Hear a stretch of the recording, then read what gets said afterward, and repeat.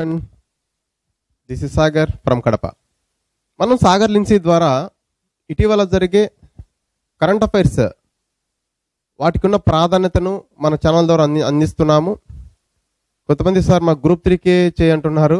గమనించాలి, వారికి సిలబస్ తెలియదేమో. ఎందుకంటే కరెంట్ అఫైర్స్ అంటే జీకే అనేది అది group 3, group 1, group 2, SI, constable, RRB, RPF, JL ప్రతి ఒక్క ఎగ్జామ్కు ఉపయోగపడుతుందో వాళ్ళు తెలుసుకోవాలి. మిత్రులారా, మనం చేసే జీకే అండ్ కరెంట్ అఫైర్స్ ఒక గ్రూప్ 3 కాదు, అందరికీ ఉపయోగపడుతుంది. లేటెస్ట్ కరెంట్ అఫైర్స్ కూడా ఎందుకు చేస్తున్నామంటే ఏదైనా బర్నింగ్ టాపిక్ ఉంటే ఆ టాపిక్ గురించి పరీక్షల్లో ఇవ్వడానికి ఆస్కారం ఉంది. ఇంకా చెప్పాలంటే ఆ టాపిక్ వెనుక ఉన్న చారిత్రక నేపథ్యం కూడా ఇవ్వడానికి ఆస్కారం ఉంది. ఓకే, మనం ఈ రోజు క్లాసులోకి వచ్చాం. ఈబీసీ రిజర్వేషన్లు, economic backward caste, economically backward caste అనగా అగ్రవర్ణ పేదలకు ఇచ్చే రిజర్వేషన్లను ఈబీసీ రిజర్వేషన్లు అంటాం. ఇంతకుముందు దీనికన్నా ముందు అసలు ఫస్ట్ ఈబీసీ రిజర్వేషన్లు పివి నరసింహారావు కాలంలో గమనించాలి. అప్పుడు ప్రవేశపెట్టాలని చూస్తే అప్పుడు 1992వ సంవత్సరంలో ఇంద్రసహాని కేసులో సుప్రీంకోర్టు ఏం తీర్పు చెప్పిందంటే, ఒకవేళ మీరు ఈబీసీ రిజర్వేషన్లు ఇచ్చినట్లయితే రిజర్వేషన్లు 50% మించుతాయి, అప్పుడు అది రాజ్యాంగ విరుద్ధం అవుతుంది అని చెప్పడం ద్వారా పివి నరసింహారావు గారు వారి ప్రభుత్వం వెనక్కి తగ్గడం జరిగింది. అయితే దీనికి మోక్షం ఎప్పుడు వచ్చిందంటే ఈబీసీ రిజర్వేషన్లకి ఇటీవల కాలంలో, అనగా గమనించాలి 8వ తేదీ లోక్సభ, 9వ తేదీ రాజ్యసభ, రాష్ట్రపతి ఆమోదం వచ్చేసి 12వ తేదీ అనగా ఈ సంవత్సరం అనగా 2019లో దీనికి మోక్షం రావడం జరిగింది. ఓకేనా?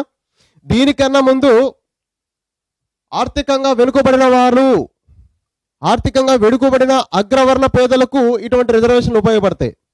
ఇంతకుముందు ఇంకా గమనిస్తే సామాజికంగా విద్యాపరంగా వెనుకబడిన కులాలకు, సామాజికంగా విద్యాపరంగా వెనుకబడిన వర్గాల స్థితిగతులను అధ్యయనం చేసేందుకు మండల్ కమిషన్ వేయడం జరిగింది. 1979 జనవరి 1వ తేదీన బీపీ మండల్ కమిషన్.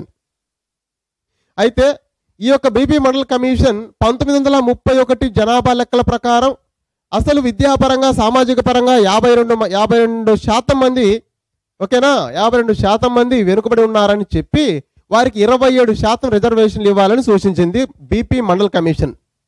ఇది 1979 అంటే ఎవరి కాలం ఇది? మొరార్జీ దేశాయ్ జనతా ప్రభుత్వం. ఓకేనా?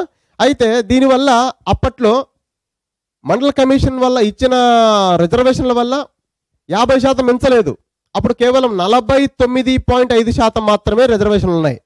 అయితే వీళ్ళు ఇవ్వడం ద్వారా, ఇప్పుడు ఈబీసీ రిజర్వేషన్ ఇవ్వడం ద్వారా ఆటోమేటిక్గా 50% కూడా దాటిపోయాయి. ఓకే, గమనించండి.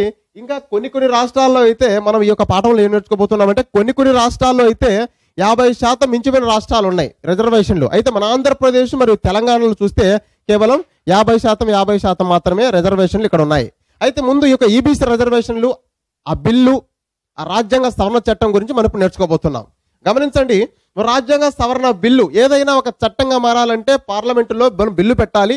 అప్పుడు రాజ్యాంగ సవరణ బిల్లు ఈబీసీకి సంబంధించి 124వ బిల్లును ప్రవేశపెట్టడం జరిగింది.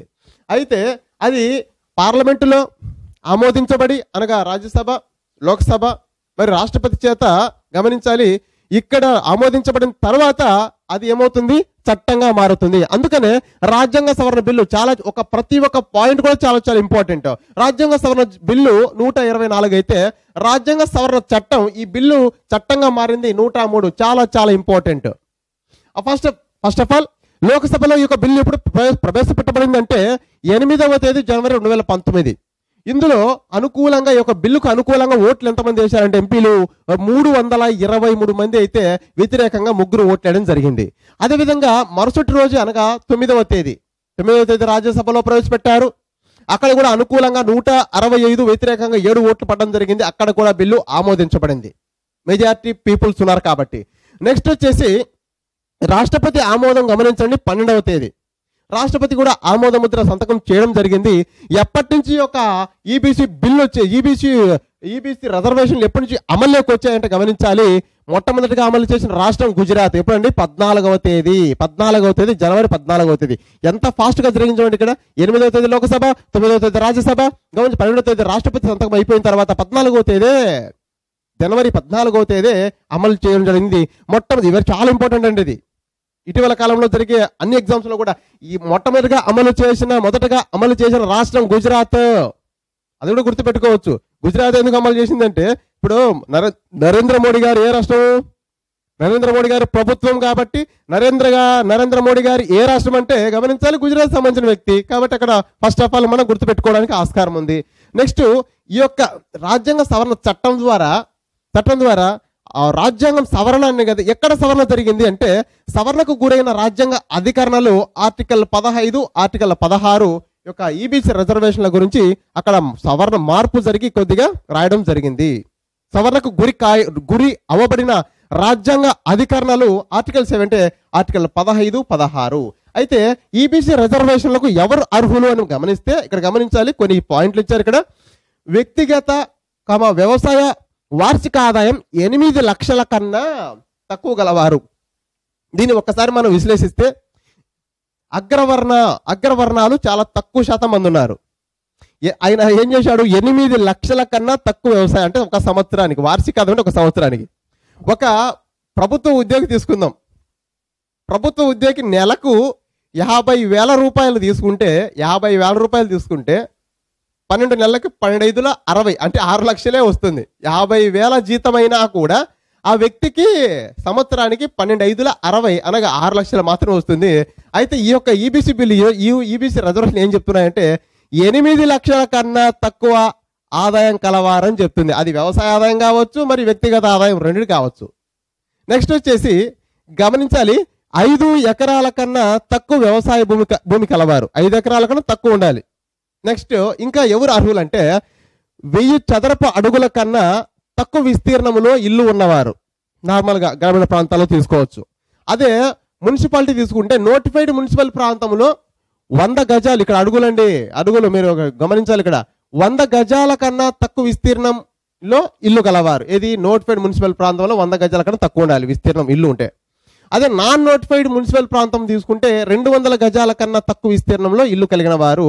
వీళ్ళు ఈబీసీ రిజర్వేషన్ చాలా సింపుల్. 8 లక్షల కన్నా తక్కువ ఆదాయం, 5 ఎకరాల కన్నా తక్కువ భూమి. గ్రామీణ ప్రాంతాలు తీసుకుంటే 1000 చదరపు అడుగుల కన్నా విస్తీర్ణంలో తక్కువ ఇల్లు ఉండాలి. నోటిఫైడ్ మున్సిపల్ ప్రాంతంలో అయితే 100 గజాల కన్నా తక్కువ విస్తీర్ణంలో ఇల్లు ఉండాలి. అదేవిధంగా నాన్ నోటిఫైడ్ మున్సిపల్ ప్రాంతం అయితే 200 గజాల కన్నా తక్కువ విస్తీర్ణంలో ఇల్లు ఉండాలి. వీళ్ళు ఈబీసీ రిజర్వేషన్లకు అర్హులవుతారు. ఇంకా గమనించాలి, అసలు ఈ యొక్క చరిత్ర అసలు తీసుకున్నప్పుడు రిజర్వేషన్లు దీనికన్నా ముందు ఆర్థికంగా వెనుకబడిన వారు అనే రిజర్వేషన్లు మొట్టమొదటిగా తీసుకురావడానికి పాటుపడిన వ్యక్తి పివి నరసింహారావు గారు. అయితే ఆ యొక్క 1992 కేసులో 1990 ఇందిరా సహాని కేసులో సుప్రీంకోర్టు తీర్పు ప్రకారం ఆయన వెనక్కు తగ్గడం జరిగింది. అయితే ప్రస్తుతం వచ్చేసి ఈబీసీ రిజర్వేషన్లు నరేంద్ర మోడీ గారి ప్రభుత్వంలో గమనించాలి ఇప్పుడు అవి ఆమోదానికి నోచుకోవడం జరిగింది. ఇంకా కొన్ని రాష్ట్రాలు గమనించాలి, కొన్ని రాష్ట్రాలు వారి యొక్క జనాభా, వారి యొక్క రిజర్వేషన్లు బట్టి, ఓకేనా, వారి యొక్క జనాభాను బట్టి ఇంకా వారి యొక్క కులాల రిజర్వేషన్లు బట్టి వాళ్ళు ఇచ్చుకోవడం జరిగింది. 50% కన్నా ఎక్కువ రిజర్వేషన్లు ఇచ్చిన రాష్ట్రాలు కూడా గమనిస్తే 50% రిజర్వేషన్లు మించిన రాష్ట్రాలు హర్యానా 70%, తమిళనాడు 69%, మహారాష్ట్ర 68%, జార్ఖండ్ 60%, రాజస్థాన్ 54%, ఈ ఆంధ్రప్రదేశ్ తెలంగాణలో 50%. ఇందులో కూడా ఆంధ్రప్రదేశ్ తెలంగాణ రెండింటిలో కూడా గమనించాలి బీసీలకు వచ్చేసి బ్యాక్వర్డ్ క్యాస్ట్కి వచ్చేసి 29%, 50%లో కూడా ఎస్సీలకు 15%, ఎస్టీలకు 6%. ఈ విధంగా ఆంధ్రప్రదేశ్ తెలంగాణలలో రిజర్వేషన్లు ఉన్నాయి. ఇంకా ఈశాన్య రాష్ట్రాలు ఒకసారి తీసుకుంటే మిజోరాము, నాగాలాండ్, అరుణాచల్ ప్రదేశ్, మేఘాలయ, మీనా, అమ్మే, ఈ యొక్క 4 రాష్ట్రాల్లో 80% రిజర్వేషన్లు ఎస్టీలకు, మిగిలిన 20% రిజర్వేషన్లు ఇతరులకు ఇవ్వడం జరుగుతుంది. అయితే ఈ యొక్క టాపిక్ అనేది ఇటీవల కాలంలో బర్నింగ్ టాపిక్ కాబట్టి ఖచ్చితంగా ఎగ్జామ్లో వచ్చే అవకాశం ఉంది. దీనికి చారిత్రక నేపథ్యం కూడా మీరు ఇతర పుస్తకాల్లో చదువుకొని ఇట్లా బిట్ సాధించవలసింది కోరుచున్నాను. ఇంతటితో వీడియో ముగిస్తున్నాను.